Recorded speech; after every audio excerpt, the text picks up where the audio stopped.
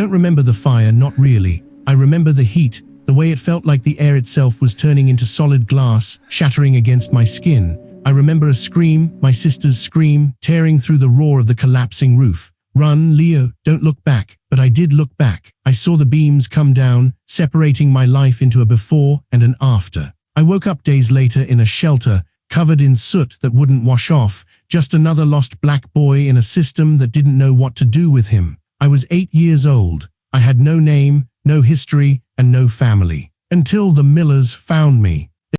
All this happened because of you. What? No, that's not true. Don't lie to me. You caused this. They were the only ones who looked at me and didn't see a tragedy or a statistic. They saw a son. They took me into their cramping, drafty house on the south side of the city. They didn't have money. Dad worked shifts at the cannery until his back gave out, and Mom cleaned houses in the neighborhoods we weren't allowed to live in. But they gave me a name, Marcus. And for 18 years I tried to be Marcus. I buried Leo. I buried the nightmares. I worked 3 jobs to keep the lights on. I scraped and clawed for every inch of dignity I had. Today was supposed to be the day it all paid off. I stood in front of the cracked mirror in the hallway, adjusting a tie I'd bought from a thrift store. It was my wedding day. Jessica and I had been together for 3 years. 3 years of me paying her tuition, fixing her car, sitting by her bedside when she got the flu. I loved her. I thought she loved me. I thought she saw past the color of my skin and the emptiness of my bank account. Marcus, Mom's voice was thin, fragile like dried paper. She was sitting in her wheelchair in the living room, clutching a red envelope. Come here, baby.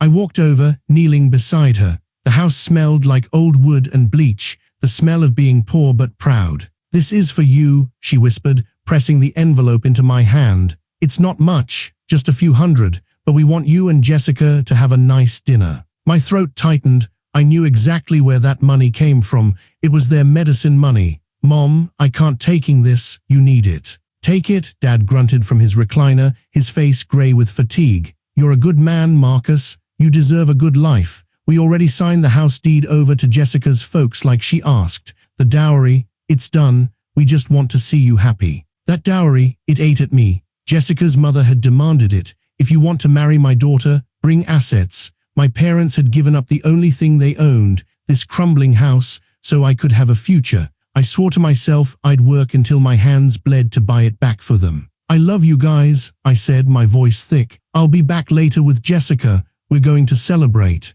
I walked out into the humid heat of the city, climbed into my beat-up sedan, and drove toward the Grand Hotel. Jessica had told me to meet her there for photos before the ceremony. My heart was pounding a frantic rhythm against my ribs. I was finally going to be someone, a husband, a provider. I walked into the lobby. It was cool inside, smelling of expensive lilies and floor wax. I felt out of place immediately. My suit was ill-fitting, the fabric slightly shiny with age. People stared. Security guards tracked me with their eyes. I kept my head down, scanning the room for Jessica. And then I saw her. She was standing near the fountain, but she wasn't wearing a wedding dress. She was wearing a tight, red cocktail dress that looked like it cost more than my car. And she wasn't alone. A man was with her. A man I recognized from the billboards downtown. Chad Sterling. He was the heir to the Sterling Empire. Real estate, tech, shipping, they owned half the city. He was tall, blonde, and possessed that casual, lazy confidence that only comes from never having been told no in your entire life. His hand was resting low on Jessica's waist, claiming her. I stopped, the world tilted on its axis. Jessica. She turned. When she saw me, her face didn't light up. It twisted. It was a look of annoyance, like I was a stain she'd forgotten to scrub out of the carpet. Marcus, she sighed, you're early. I walked closer, confusion buzzing in my ears like static. Early? The ceremony is in 2 hours. Why aren't you changed? Who is? Why are you with him? Chad laughed. It was a dry, hacking sound. He looked me up and down, his nose wrinkling as if a sewage pipe had just burst. Is this him, Jess? This is the guy? You have got to be kidding me. Marcus, look, Jessica said, stepping closer to Chad, leaning into his expensive suit. We need to talk. There isn't going to be a wedding. I froze. What? I said there's no wedding, she said, her voice sharp and cold. Not with you. Look at yourself, Marcus. Look at where we are. Did you really think I was going to marry a delivery driver? Did you think I was going to settle for a life of coupon cutting and layaway plans? But 3 years, I stammered. I paid your debts. I took care of your mom when she broke her hip. You said you loved me. I loved that you were useful, she snapped. But let's be real, I'm a woman who deserves the world. And you can barely afford a bus ticket. Chad can give me everything. He's a king in this city. You're just, well, look at you. Yeah, look at you, Chad interrupted, stepping forward. He towered over me, not because of height, but because of posture. He looked at me like I was a species he wanted to exterminate. You really thought you had a shot with a girl like this? You people always punch above your weight, don't you? It's delusional. My hands clenched into fists. What do you mean, you people? Chad smirked, revealing teeth that were too white, too perfect. You know exactly what I mean. Look at your skin, boy. You blend right into the shadows. Honestly, if you didn't have those cheap white cuffs on, I wouldn't even know where your hands ended and the dirt began. The insult hit me like a physical blow. It wasn't just mean, it was practiced, comfortable. Jessica, I said, ignoring him, focusing on her eyes. My parents signed their house over to you. It was the dowry. If you aren't marrying me, give it back. Jessica laughed, tossing her hair. Give it back? Oh, Marcus, you are so naive. That contract is signed, notarized, and filed. That land belongs to me, and since I'm with Chad now, I'm selling it to Sterling Development. You can't, I choked out. That's their home. They have nowhere else to go. Not my problem, Chad said, checking his gold watch. Actually, it's perfect timing. We need that lot for a new parking structure for the mall next door. My crews are heading over there right now to clear the debris. Debris, I shouted. My parents are inside. They're squatters now, Chad shrugged. And frankly, they're bringing down the neighborhood.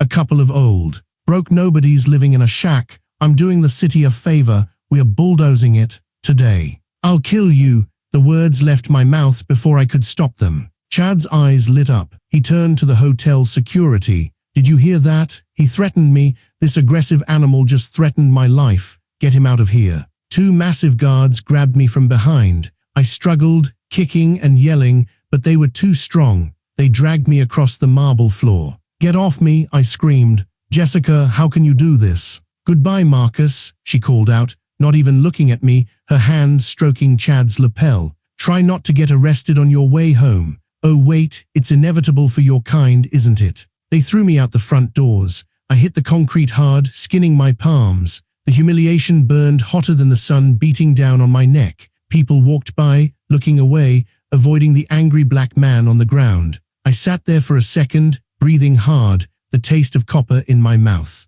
Bulldozers, today. The panic overrode the shame. I scrambled up, ignored the pain in my knee, and sprinted to my car. I drove like a maniac, running red lights, my hands shaking on the wheel. Please, God, let me be in time. When I turned the corner onto my street, my heart stopped. The heavy machinery was already there. Yellow monsters belching black smoke into the sky, and standing on the sidewalk, watching with a grin, was Chad. He must have taken the helicopter or a shortcut I didn't know. He was leaning against a black convertible, sipping a bottle of water. No, I roared, slamming the brakes and jumping out of the car. Marcus, it was my mom's voice. She was on the lawn. Her wheelchair was tipped over. She was crawling in the dirt, trying to reach a photo album that had been thrown into the mud. My dad was being held back by 2 men in hard hats, struggling, his face purple with exertion. Get your hands off them. I sprinted across the lawn, tackling one of the men holding my dad.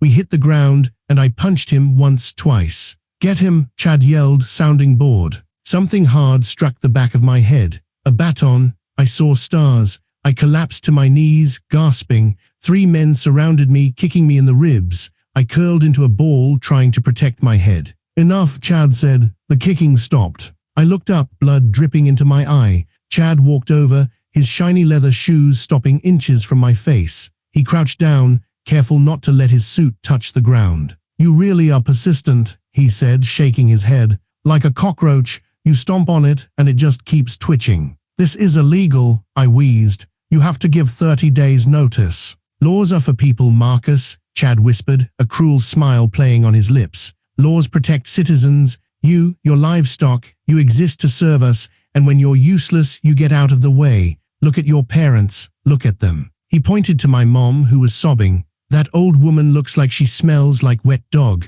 And your dad, he's broken. I'm doing them a favor. They won't survive the winter anyway. I'm just speeding up the process. You devil, my dad spat. Chad stood up and kicked dirt into my dad's face. Shut up, old man, or I'll have you buried under the foundation. No one will care. No one will look for you. You think the police care about a couple of poor nobodies and their adopted stray? He turned back to me. I want you to watch. I want you to watch as I tear this sty down. And then, I'm going to make sure you never work in this town again. I will make you beg on the street corner, and I will walk by and spit in your cup. He signaled the bulldozer driver. Flatten it. The engine roared. The massive blade lifted. No, I screamed, trying to stand up, but my legs wouldn't work. Screech.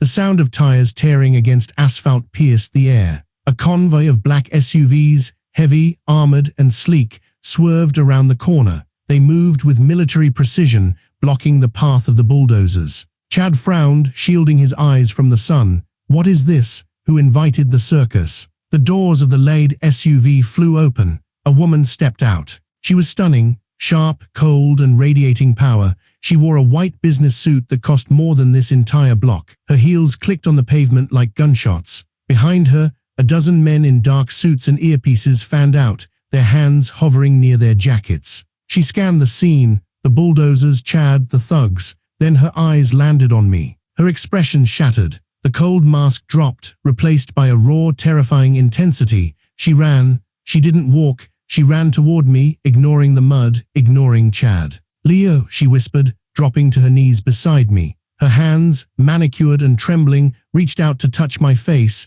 smearing my blood onto her white palms. I looked at her, the shape of her eyes, the scent of her perfume, jasmine and steel. A headache split my skull, a memory forcing its way through 18 years of mental blocks. Serena, I rasped. It is you, she choked out, tears spilling over. I found you. I finally found you, little brother. Hey, Chad marched over, looking indignant. Who the hell are you? Get away from him. This is my property, and that is my trash to dispose of. Serena froze. She turned her head slowly to look at Chad. The look in her eyes would have stopped a heart attack. She stood up, towering in her rage. I, she said, her voice low and dangerous, am Serena Vanguard, CEO of the Phoenix Group. Chad blinked. The color drained from his face. Everyone knew the Phoenix Group. They were the apex predators of the business world. They bought politicians like candy. Miss Vanguard, I didn't know. I'm Chad Sterling. Sterling Development. We're just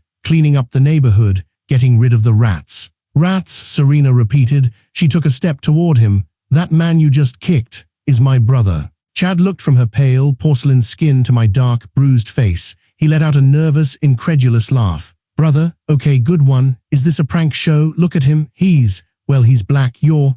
What is he, your driver? Your charity case? Did you lose your pet? The silence that followed was heavy enough to crush bones. Did you just call my brother a pet? Another voice, sharp, violent. A second woman jumped out of the SUV behind Serena. She was wearing military fatigues, a beret and combat boots. A jagged scar ran down her cheek. Maya, my second sister. I think he did, General, a third woman said, stepping out of the shadows of the car. She was dressed in black leather, playing with a butterfly knife. Kira. Chad stepped back, looking nervous but still clinging to his arrogance. Look, I don't care who you act like you are. Biology doesn't lie. He's adopted, right? That's cute, but he's still trash. Look at his clothes. Look at his hair. He looks like he crawled out of a sewer. Miss Vanguard, you're embarrassing yourself claiming him. You're lowering your stock value just standing next to him. I struggled to my feet, my adoptive dad helping me up. Chad, I said, my voice shaking with rage,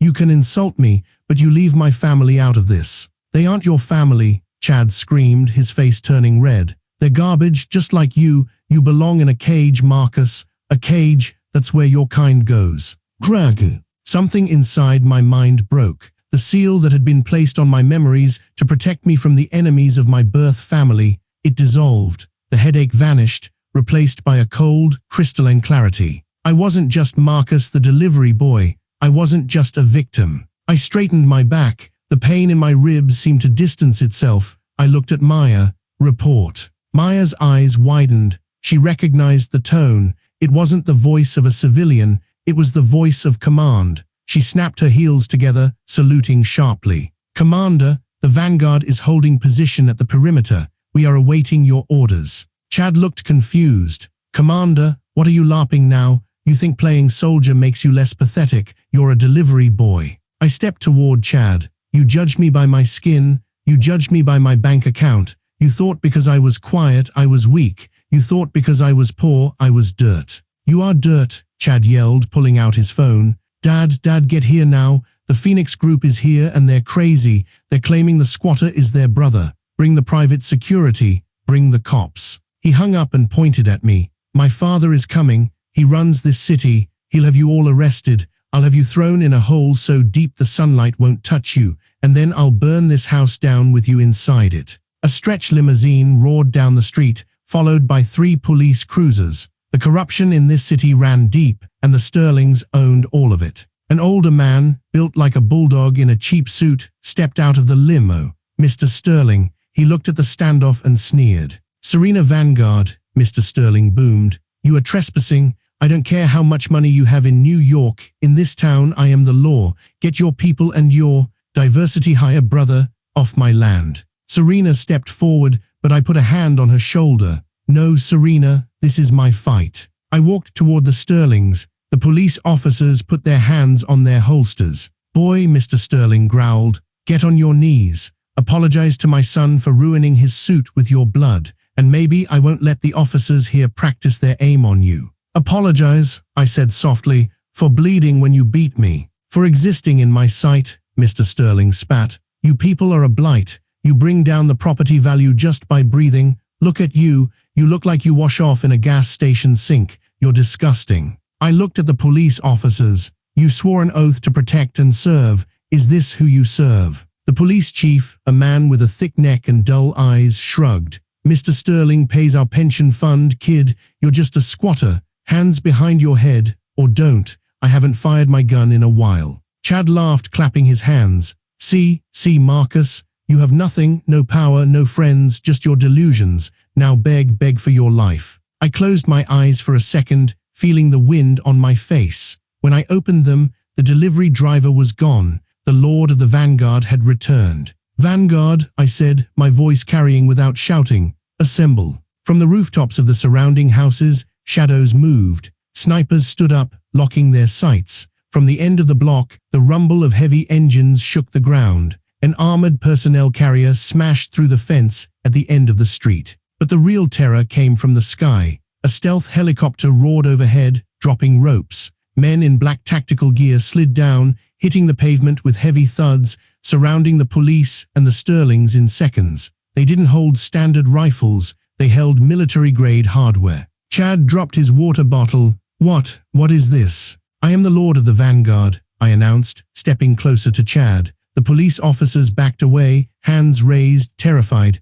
I command the armies that keep this nation safe while you sleep on your silk sheets. You called me dirt. You called me an animal. But right now, you are standing in my kill zone. Mr. Sterling was shaking. You can't be. The Vanguard is a myth. It's a ghost story. I am the ghost, I said, and I've come to haunt you. Serena stepped up, holding a tablet. Mr. Sterling, while you were screaming insults, I bought your debt, all of it. The bank loans, the mortgages, the private equity. As of 3 minutes ago, the Phoenix Group owns Sterling Development, and I am dissolving it. You can't, Mr. Sterling shrieked, clutching his chest. That's my life, that's my legacy. Your legacy is hate, Serena said coldly, and it's bankrupt. Jessica, who had been hiding in Chad's car, opened the door. She looked at the soldiers, she looked at Serena, and then she looked at me, really saw me, standing there like a god of war. The realization hit her. The man she dumped for being poor was the most powerful man in the hemisphere. She ran over, pushing past Chad.